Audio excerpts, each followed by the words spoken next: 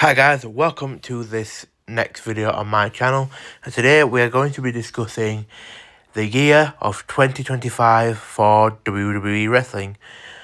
Now I'm going to discuss things like pay-per-views, championship changes. I'm going to touch on John Cena's retirement talk quite a bit. I'm going to discuss what my favourite pay-per-views are, what the worst ones were, some matches that's happened in the year, what my opinions on them are.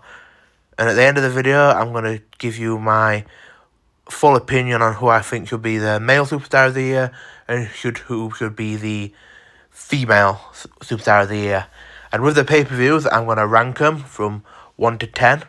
This ranking is based on how many matches there were, whether the match was worth watching, how was the pay-per-view received, did it live up to expectations, and so on and so on. So, firstly, we're going to discuss the pay-per-views. Now, there are a total of 16 pay-per-views for this year. I haven't included NXT pay-per-views, but I have included Saturday Night Main Event pay-per-views, as they have done as they had quite a lot of championship matches on them, and I thought you might as well include them. And plus, John Cena's last match is on a Saturday Night Main Event, so I wanted just to include them. So I'm going to do this into four quarterly reviews. So I'll do the first four pay-per-views, and then the next until the end. So first of all, we're going to be looking at the first Saturday Night Main Event, which was in San Antonio, Texas, and it was on the 25th of January. Now this saw a fair few matches happen. First of all, it showed us Nia Jax versus Rhea Ripley. This for me was just a way to elevate the women a little bit, get them onto that Saturday Night Main Event, and just give them something to work on. We also saw another classic between Braun Breaker and Sheamus. Braun Breaker's historic Intercontinental Championship reign would continue here. We also had a bit of a filler match in my eyes with Braun Strowman and Jacob Fatu. Can't really remember much of this match, if I'm being honest with you. I just know that it was a filler match, because obviously the main match for this night would have been this match between Gunther and Jey Uso. It would have been Jey Uso's first shot at a World Championship. However, Gunther would win. Now, thinking about this pay-per-view, what I would rank it, I've gave this pay-per-view a 6-star out of 10. I thought it was fairly average. It had some good matches. Jey Uso and Gunther was a good match. Braun Breaker and Sheamus was a good match. But it wasn't really the best. Especially when you had the Royal Rumble just around the corner. Speaking of the Royal Rumble, that's our next pay-per-view, which was held just a couple of days later in Indianapolis, Indiana. Now, the Royal Rumble saw quite a fair few different things happen. It firstly saw Charlotte Flair win her second Royal Rumble and go on to get a championship match at WrestleMania 41. It also saw DIY and Motor City Machine Gun have an incredible 2 out of 3 falls match. It also included an incredible ladder match between Cody Rhodes and Kevin Owens, battling it out for the Undisputed Championship and the Winged Eagle belt. This would go on to potentially take Kevin Owens out for injury, as he took a nasty ladder shot. And then, of course, it saw Jey Uso win the Royal Rumble, much to a lot of dislike. However, in the end, there was reasons why Jey Uso was picked for the Royal Rumble. Overall, I thought the Royal Rumble was a fantastic event. That's why I gave it a ranking of 8 out of 10. I think it was solid, great matches throughout, and both Royal Rumbles went on to be successful. Moving on, we're looking at the Elimination Chamber, another road to WrestleMania. Now, for me, the Elimination Chamber had some ups, definitely didn't have a lot of downs. I gave it a ranking of 6. We had the triple threat kind of friend story between Naomi, Jade Cargill, and Bianca Belair, which culminated in this Elimination Chamber. We also had Tiffany Stratton teaming up with Trish Stratus to take on Candice LeRae and Nia Jax. We also saw Kevin Owens have his last match before his injury against Sami Zayn. Then obviously we had John Cena, Damian Priest, Logan Paul, Seth Rollins, Drew McIntyre and CM Punk in the Elimination Chamber, as well as the infamous heel turn from John Cena, which shocked the world massively. Now moving on to the next pay-per-view, we're going to look at WrestleMania 41. Now, it's a staple of wrestling. It always has been. It's a big event of the year. Every rivalry is finished pretty much on this show. So we're going to look at some of the matches. It took place on the 19th and 20th of April in Las Vegas. First of all, we had the match between Gunther and Jey Uso. This match would see Jey Uso take the crown off of Gunther and become the new World Heavyweight Champion, much to a disappointing finish by submission, which I don't think it suited Gunther, but that's what it is and that's what happened. We also saw the match between Jade Cargill and Naomi. Jacob Fatu would capture the United States Championship from LA Knight. El Grande Americano would go on to face Rey Mysterio, but then Rey Mysterio would get injured and Rey Fenix would be replaced. We saw Charlotte Flair look to beat Tiffany Stratton, however she lost and therefore become one of the only women to lose at WrestleMania after winning the Royal Rumble. Then we also saw this incredible triple threat match to end the Saturday night between Seth Rollins, Roman Reigns and CM Punk, which saw obviously Paul Heyman do the triple cross. He walked in with Roman Reigns. He walked in with CM Punk. He turned heel on CM Punk, looked to align himself with Roman Reigns, and then turned on Roman Reigns to join himself with Seth Rollins, creating what we now know as The Vision. We also had this incredible triple threat between Io Sky, Bianca Belair, and Rhea Ripley, which tore the house down and is still to this day one of my favourite women triple threats. We saw Dominic Mysterio capture his first Intercontinental Championship against Finn Balor, Bron Breakker, and Penta. We also saw Joe Hendry answer Randy Orton's open challenge. Obviously, as scheduled, it should have been Kevin Owens, but due to injuries, WWE had to replace him and brought Joe Hendry in. And obviously, we had John Cena looking to capture his 17th world title, which he successfully did. And we congratulate John Cena on that. However, the match was lackluster. It didn't live up to expectations, which is the reason why I'm giving WrestleMania a 7 out of 10. If John Cena and Cody Rhodes would have had a better main event match, like the triple threat the night before, this could have easily been a 10 out of 10. But John Cena and Cody Rhodes brings that down, so does Gunther and Jey Uso as well. So when you compare this WrestleMania to WrestleMania 40 beats it out of the park. Going on to a couple of championship changes, which happened in this period. Obviously, we had Tiffany Stratton win on SmackDown. Rhea Ripley won. We also had Giulia win. Liv Morgan and Raquel Rodriguez took the Tag Team Championships.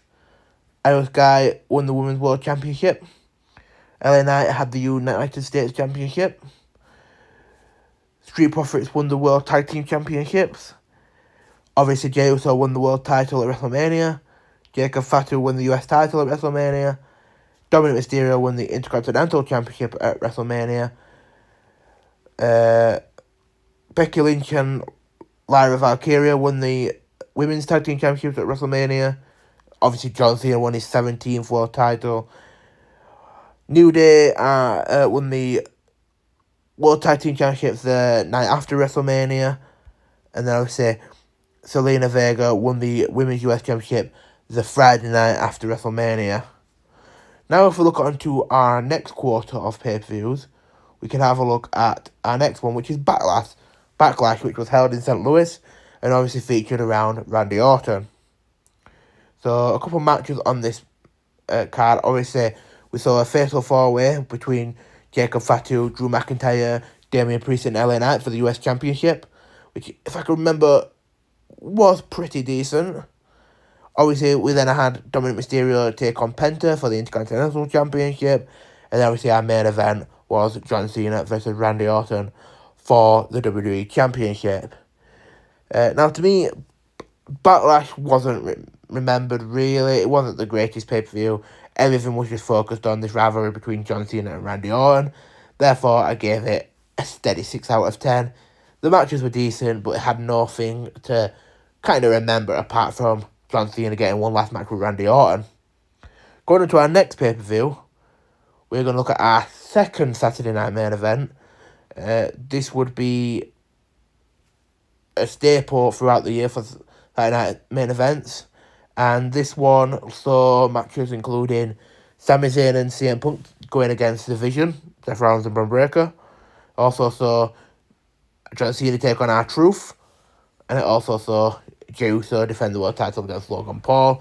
Again, for me, it wasn't a great Saturday night main event. It could have been better. The matches were meh. So that's why I gave it a ranking of 5 out of 10. I think it could have been a hell of a lot better. I just think these Saturday night main events are just fillers between pay-per-views, and some of them don't live up to the hype.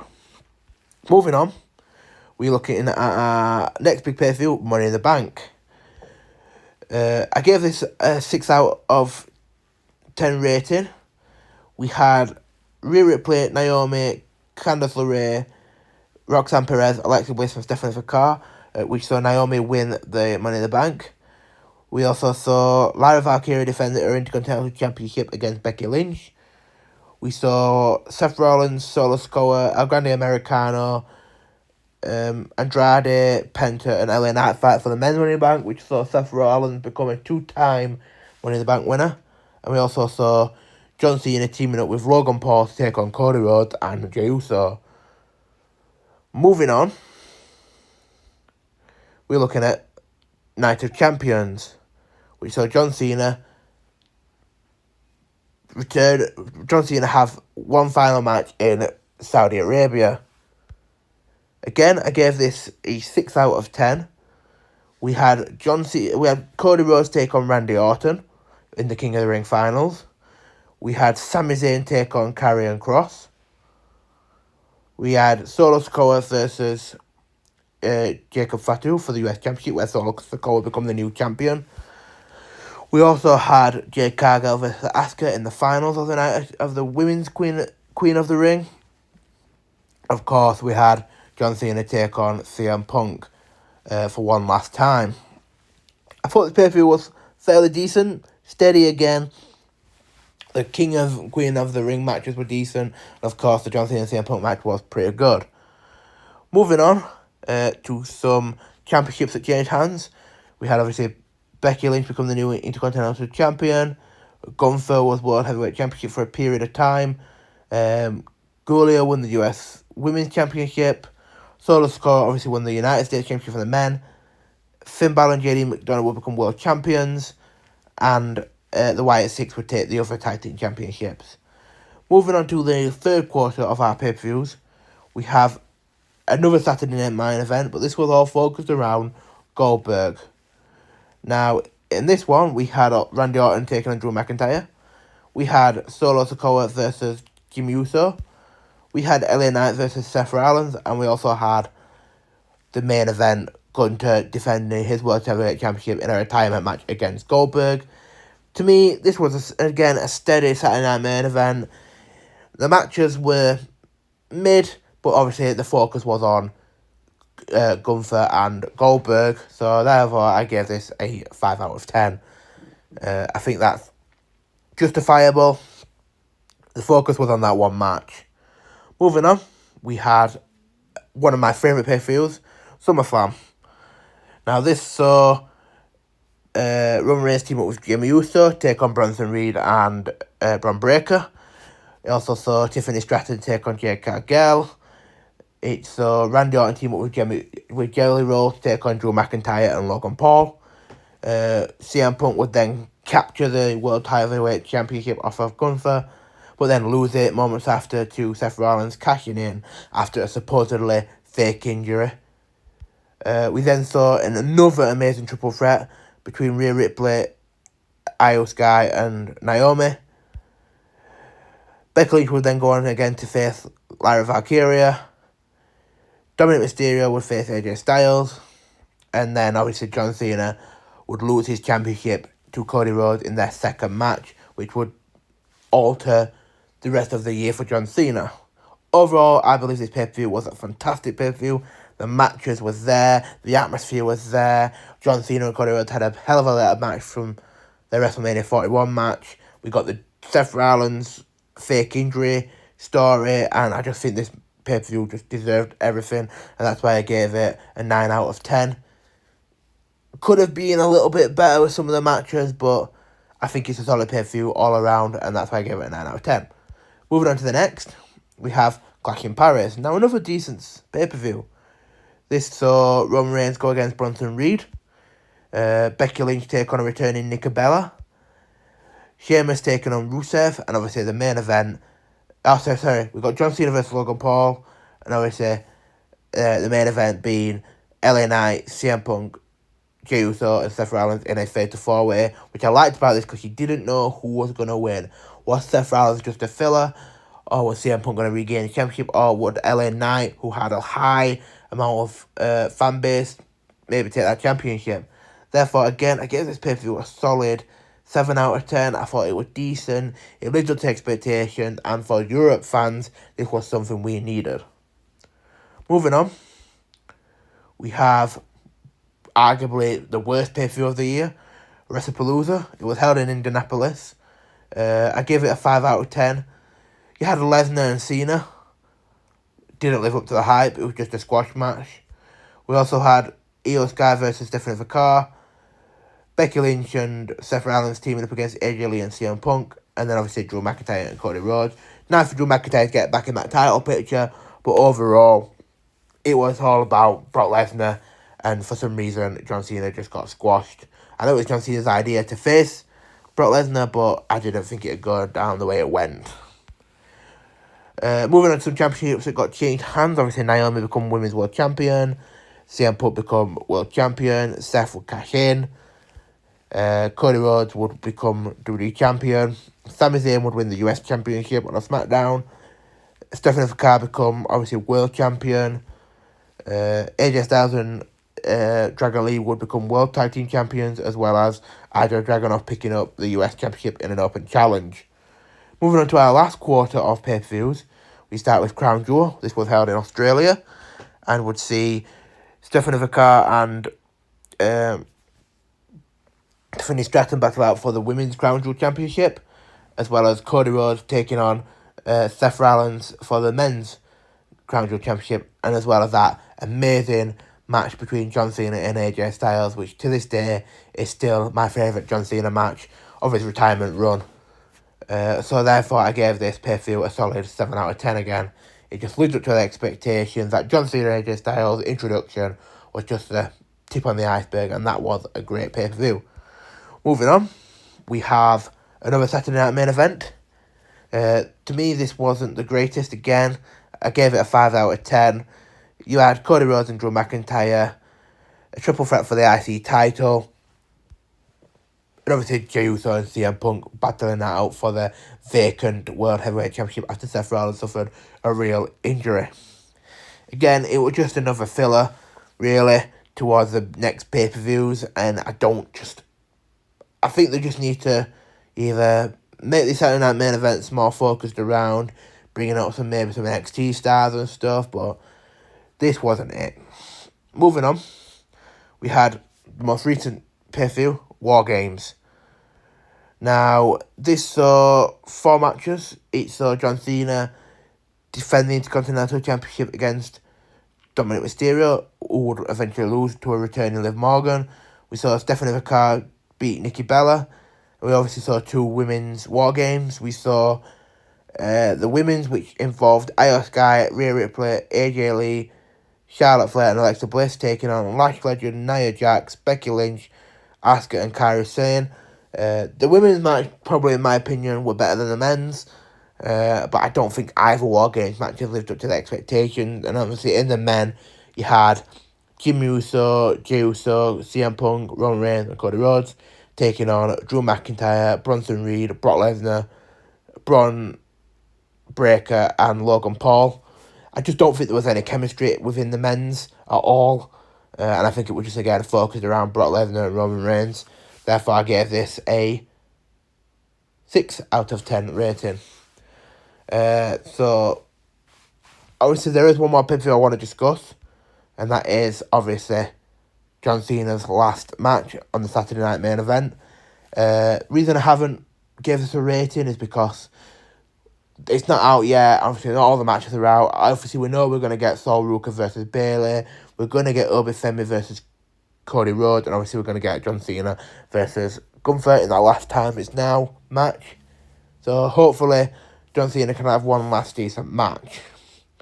Moving on, I just want to look at the championship changes again. Obviously, Jade Cargill won the World Championship. CM Punk won the World Championship. Chelsea Green would win the US Championship. John Cena would win the Intercontinental Championship. Maxine Dubry would win the Women's Intercontinental Championship. And obviously, Dominic Mysterio would win the IC title back for a second time. Now the pay-per-views are done, I want to discuss John Cena's retirement tour.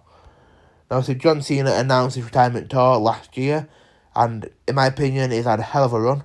He announced 36 dates, 18 of them which were matches, and I just want to go through some of them matches with you and say the moments I found quite good. First of all, John Cena in the Royal Rumble, come runner-up, there were reasons behind it. Obviously went on to win the 17th World Championship at WrestleMania 41. Had a little nice running with R-Truth.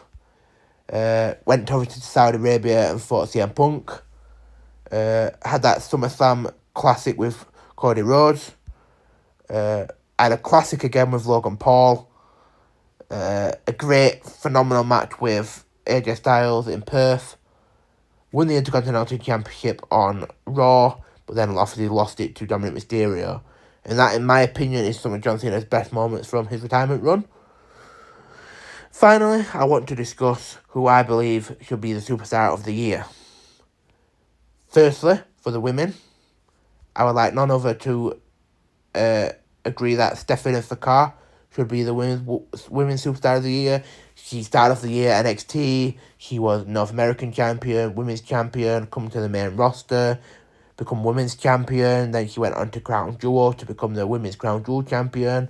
She's beat Nikki Bella. I just think she's had an incredible year, and you can't fault her for that. And obviously for the men, none other than John Cena. The man has had an incredible run. Second in the Royal Rumble, won the Elimination Chamber, 17-time World Champion, Intercontinental Champion, which made him a Grand Slam champion.